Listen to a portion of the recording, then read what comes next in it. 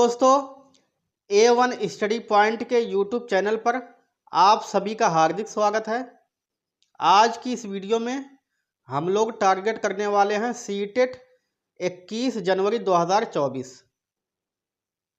इसमें हम लोग बाल विकास एवं शिक्षा शास्त्र से संबंधित अति महत्वपूर्ण प्रश्न को देखने वाले हैं, जिसमें सबसे पहला प्रश्न है, यदि कोई विद्यार्थी कक्षा में गलत प्रश्न पूछता है तो आप क्या करेंगे।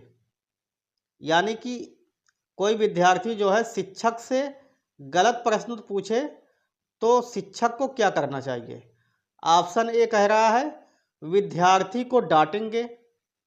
ऑप्शन बी अन्य विद्यार्थियों की मदद से प्रश्न को सही करेंगे। ऑप्शन सी उदाहरण देकर गलती बताएंगे। और ऑप्शन डी दिया हुआ है गलत प्रश्न के कारण उत्तर पर प्रभाव समझाएंगे। तो प्रश्न संख्या 1 का सही जवाब है ऑप्शन सी, उदाहरण देकर गलती बताएंगे। यानी कि अगर विद्यार्थी शिक्षक से गलत प्रश्न पूछ रहा है तो उसको उदाहरण देकर उसकी गलती बताएंगे। अब इससे आगे है प्रश्न संख्या 2, मनोविज्ञान प्रारंभ में किस विषय का अंग था। ऑप्शन ए कह रहा है दर्शन शास्त्र का। ऑप्शन बी नीति शास्त्र। और ऑप्शन सी तर्कशास्त्र। और ऑप्शन डी जो है भौतिकी। तो इसमें दिया हुआ है कि मनोविज्ञान प्रारंभ में किस विषय का अंग था। तो मनोविज्ञान जो है प्रारंभ में दर्शन शास्त्र का अंग था, लेकिन वर्तमान में जो है मनोविज्ञान वह व्यवहारवाद का अंग है। तो प्रश्न संख्या 2 का सही जवाब हो जाएगा ऑप्शन ए, दर्शन शास्त्र। अगला प्रश्न है प्रश्न संख्या 3, थार्नडाइक का कौन सा नियम सीखने में पुरस्कार और दंड के महत्व को बताता है। ऑप्शन ए तत्परता का नियम। ऑप्शन बी प्रभाव का नियम। ऑप्शन सी अभ्यास का नियम। और ऑप्शन डी दिया हुआ उपरोक्त तो सभी। तो प्रश्न संख्या 3 का सही जवाब है ऑप्शन बी, प्रभाव का नियम। अगला प्रश्न है, निम्नलिखित में से किस क्षेत्र में NCERT मनोविज्ञान का प्रयोग कर रहा है। ऑप्शन ए पाठ्य पुस्तकों का निर्माण। ऑप्शन बी विद्यालय संगठन। ऑप्शन सी विषय निर्धारण। और ऑप्शन डी दिया हुआ है वित्तीय सहायता। तो NCERT जो है यह पाठ्य पुस्तकों का निर्माण करता है। तो इस प्रश्न का सही जवाब है ऑप्शन ए, पाठ्य पुस्तकों का निर्माण। अगला प्रश्न है, पियाजे के अनुसार विकास की प्रथम अवस्था में बच्चा अधिक उपयुक्त प्रकार से जिसके द्वारा सीखता है वह है। तो प्रथम अवस्था जो है पियाजे की संवेगी पेशी अवस्था है, जो 0 से लेकर 2 वर्ष तक चलती है। तो ऑप्शन ए कह रहा है इंद्रियों के प्रयोग द्वारा। ऑप्शन बी अमूर्त चिंतन द्वारा। और ऑप्शन सी भाषा के नए सीखे शब्दों के बोध के द्वारा। और ऑप्शन डी मूर्त चिंतन द्वारा। तो पियाजे के अनुसार जो प्रथम अवस्था में बालक सीखता है वह इंद्रियों के द्वारा सीखता है। तो इस प्रश्न का सही जवाब है ऑप्शन ए, इंद्रियों के प्रयोग द्वारा। अगला प्रश्न है, बच्चों के संज्ञानात्मक विकास को सबसे अच्छे तरीके से कहाँ परिभाषित किया जा सकता है। ऑप्शन ए खेल का मैदान। ऑप्शन बी घर।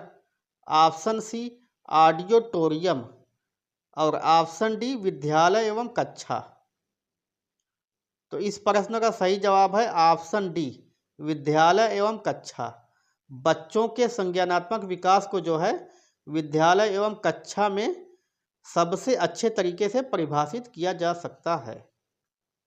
अगला प्रश्न है, निम्नलिखित में से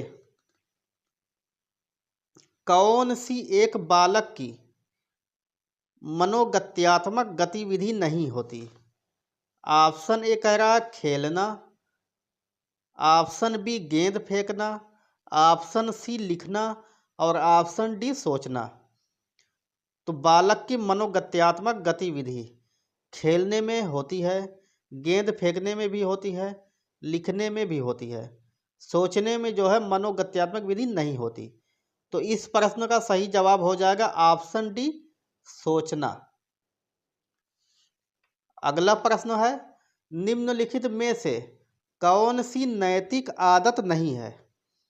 ऑप्शन ए सत्य बोलना, ऑप्शन बी सहानुभूति दिखाना, ऑप्शन सी सही उच्चारण करना और ऑप्शन डी कह रहा है जीवों पर दया दिखाना।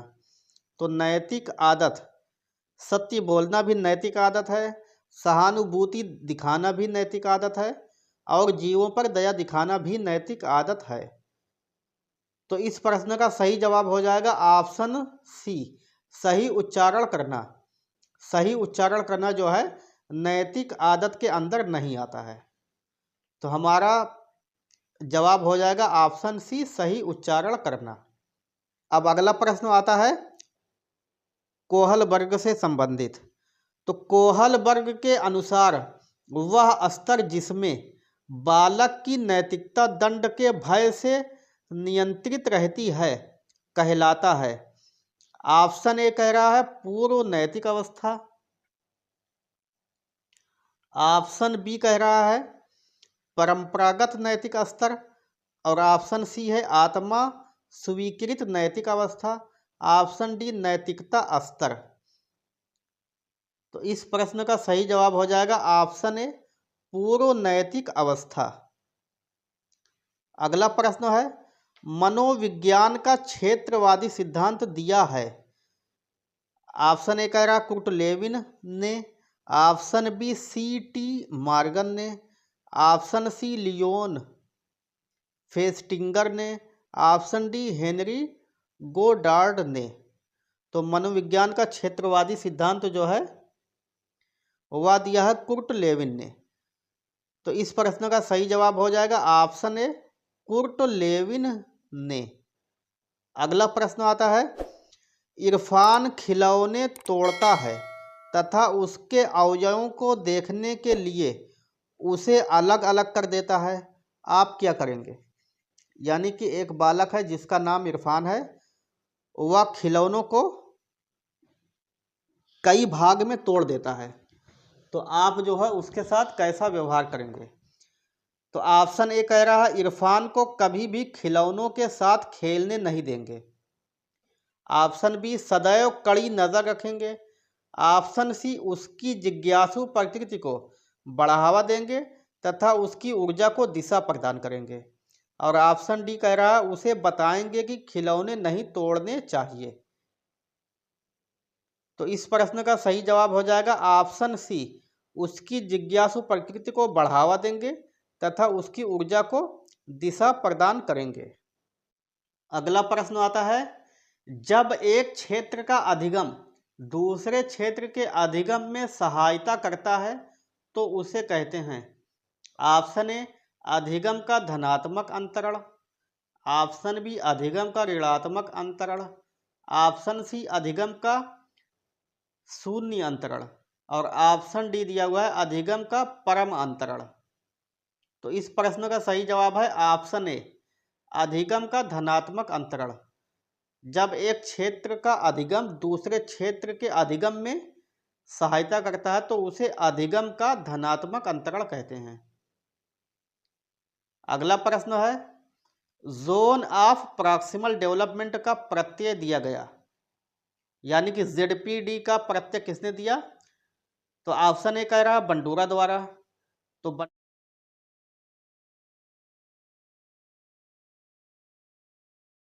उसके बाद ऑप्शन बी कह रहा है पियाजे द्वारा, तो पियाजे का जो सिद्धांत है उसका नाम है संज्ञानात्मक विकास का सिद्धांत। ऑप्शन सी कह रहा है स्किनर द्वारा और ऑप्शन डी कह रहा है वाइगोस्की द्वारा। तो ZPD यानी कि जोन ऑफ प्रॉक्सिमल डेवलपमेंट जो है वाइगोस्की के द्वारा यह सिद्धांत दिया गया। तो इस प्रश्न का सही जवाब है ऑप्शन डी वाइगोस्की द्वारा। अगला प्रश्न है जिला प्राथमिक शिक्षा कार्यक्रम किस वर्ष लागू किया गया था? Option A 1990, option B 1994, option C 1998 और ऑप्शन डी सन 2000। तो जिला प्राथमिक शिक्षा कार्यक्रम जो है वह 1994 में लागू किया गया था। तो इस प्रश्न का सही जवाब है ऑप्शन बी 1994। अगला प्रश्न है, फ्राबेल ने निम्नलिखित में से किस खेल पर प्रमुख बल दिया? ऑप्शन ए गेंद का खेल, ऑप्शन बी ब्लॉक का खेल, ऑप्शन सी आकृतियों का खेल और ऑप्शन डी उपर्युक्त सभी। तो फ्राबेल ने जो है गेंद का खेल पर सबसे अधिक बल दिया था। तो इस प्रश्न का सही जवाब है ऑप्शन ए गेंद का खेल। अगला प्रश्न है, ऑपरेशन ब्लैक बोर्ड परिणाम था, यानी ऑपरेशन ब्लैक बोर्ड जो है यह किस सन में आया था? तो ऑप्शन ए कह रहा है कोठारी आयोग का, ऑप्शन बी है राष्ट्रीय पाठ्यक्रम रचना 2005 का, ऑप्शन सी है राष्ट्रीय पाठ्यक्रम रचना 1986 और ऑप्शन डी है राष्ट्रीय पाठ्यक्रम रचना 2000।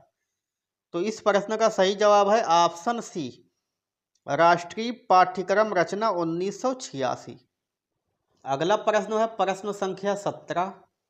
एक अच्छा विद्यालय निम्न में से किससे बचता है?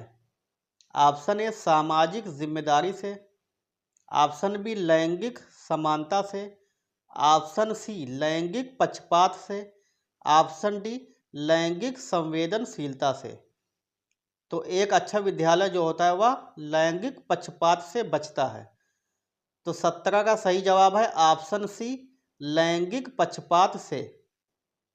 अगला प्रश्न है प्रश्न संख्या 18। मनोवैज्ञानिक जो अपने अधिगम सिद्धांत में लाइफ स्पेस को संबोधित करता वह है? Option A Thorndike, option B Kohler, option C Kurt Lewin और ऑप्शन डी जो है स्किनर। तो लाइफ स्पेस को संबोधित करता हुआ है कुर्ट लेविन। तो 18 का सही जवाब है ऑप्शन सी कुर्ट लेविन।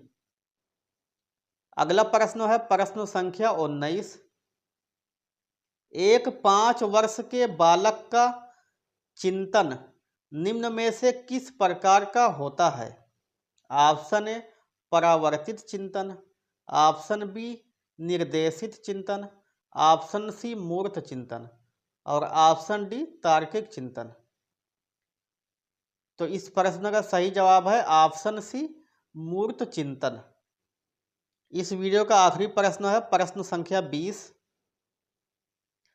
एक बालक को वस्तुओं को देखने में कुछ समस्या है, उसका दाखिला NCF 2005 के आधार पर किस विद्यालय में होना चाहिए? ऑप्शन ए नियमित विद्यालय, ऑप्शन बी विशिष्ट विद्यालय, ऑप्शन सी समावेशी विद्यालय और ऑप्शन डी जो है एकीकृत विद्यालय।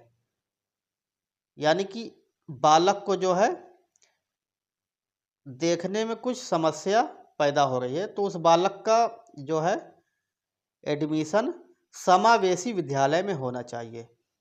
तो इस प्रश्न का सही जवाब है ऑप्शन सी समावेशी विद्यालय।